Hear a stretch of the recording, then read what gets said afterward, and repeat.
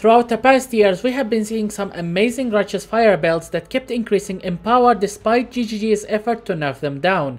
And today, we have the one to rule them all. An absolutely perfect Righteous Fire build that has everything.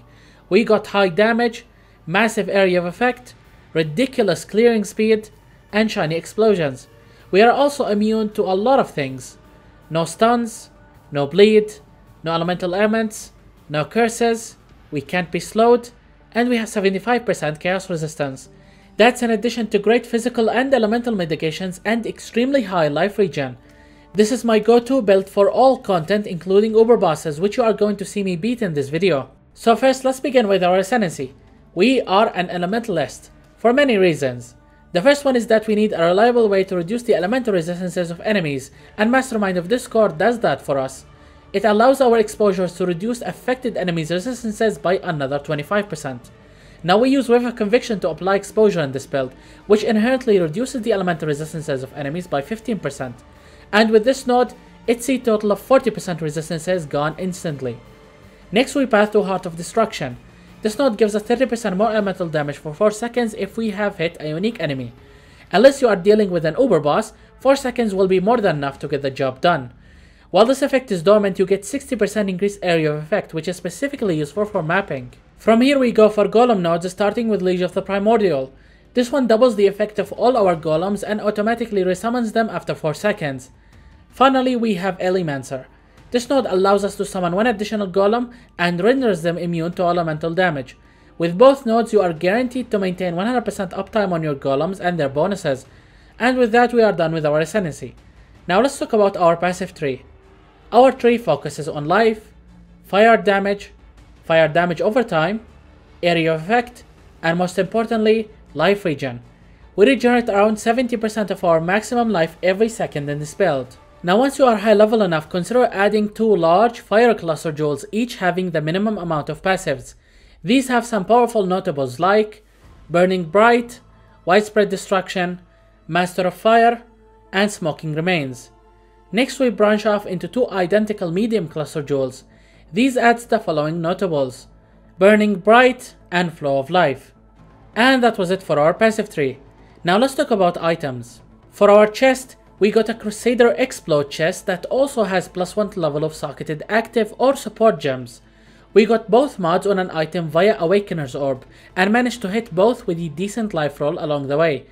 For the suffixes, we locked the prefixes and then reforged Chaos for Chaos resistance, and then crafted 3% physical mitigation.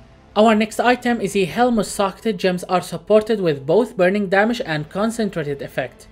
The helm also has socketed gems deal 30% more elemental damage essence mod, that alongside life and increased life regen. All that on a base that has 24% increased Righteous Fire area of effect. I have recorded the crafting process for this helm in a separate video. Link for it is in the description. Next we have any amulet with +1 level of all skill gems and +1 level of all fire skill gems. Ideally you want that on a marble base for its life regen. Aside from these 2 mods you want life, and +1 to minimum endurance and frenzy charges if possible. Make sure to anoint Golem's Blood on your amulet for that extra defensive boost. Next we have a pair of boots that has movement speed, life, increased life regen, and resistances. All that on an Eldritch base that has increased action or movement speed on its implicits. Similar to our helm, the crafting process for this item is fully documented in its own video. Link for it is also in the description. Now for our weapon, you got 2 choices. You either use 2 one-handed scepters, each having as much damage as possible, or we use a staff with as many bonuses to gem levels as possible. The first option is better damage wise, but it's twice as expensive since you need, well, 2 crafted items instead of 1. Honestly, crafting Righteous Fire weapons is not my specialty and is generally considered one of the hardest things to craft in this game. Hence, you will most likely have to buy your own, just like what I did over here. Spoilers, it's not going to be cheap. Anyway, our next item is Mageblood. I'm not gonna pretend and say that this build is unplayable without it, as we have been making Righteous Fire builds long before this build was even a thing. It's mainly here for 2 reasons.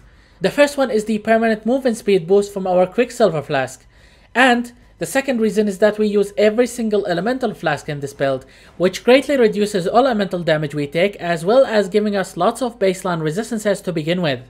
Having resistances sorted with our flasks allows us to get damage and other useful modifiers somewhere else. A good example is on our gloves. Here we were able to get lots of damage and stun avoidance instead of having to focus on elemental resistances. We crafted these gloves with an Awakener's Orb, which we used to combine both elevated fire damage over time and elevated increased damage over time. Having increased life regeneration here is optional since we already have too much life regen in this build. Finally, we crafted 70 life and called it a day. Last but not least, for our rings, the first one has tier 1 life and tier 1 increased area of effect on its prefixes. Then we crafted the suffixes by locking the prefixes and reforged chaos for chaos resistance. Next, we deterministically added aspect of the spider with beast crafting and then crafted +1 to minimum endurance charges to finish the item. The second ring is quite similar, having life and increased area of effect on its prefixes. We also added chaos resistance to it and then went to Asling for either +1 minimum endurance or frenzy charges. Then we added the other one via our crafting bench. And yeah, that was it for our items. Now let's talk about gems that goes inside of them. For our main 6 link we have Best Righteous Fire, Awakened Burning Damage Support, Awakened Elemental Focus, Awakened Increased Area of Effect, Efficacy, and level 4 Empower. Next we have our primary damage dealing setup. This one is a 4 link that goes in our helm to benefit from its damage modifiers. In it we have Flame Wall, Awakened Elemental Focus, Awakened Control Destruction, and level 17 Life Tap support. Next we have a 4 link that contains our primary Golem gems, starting with Anomalous Flame Golem, Anomalous Stone Golem, Anomalous Chaos Golem, and level 3 Enhanced support. Next we got the 4 link damage support setup.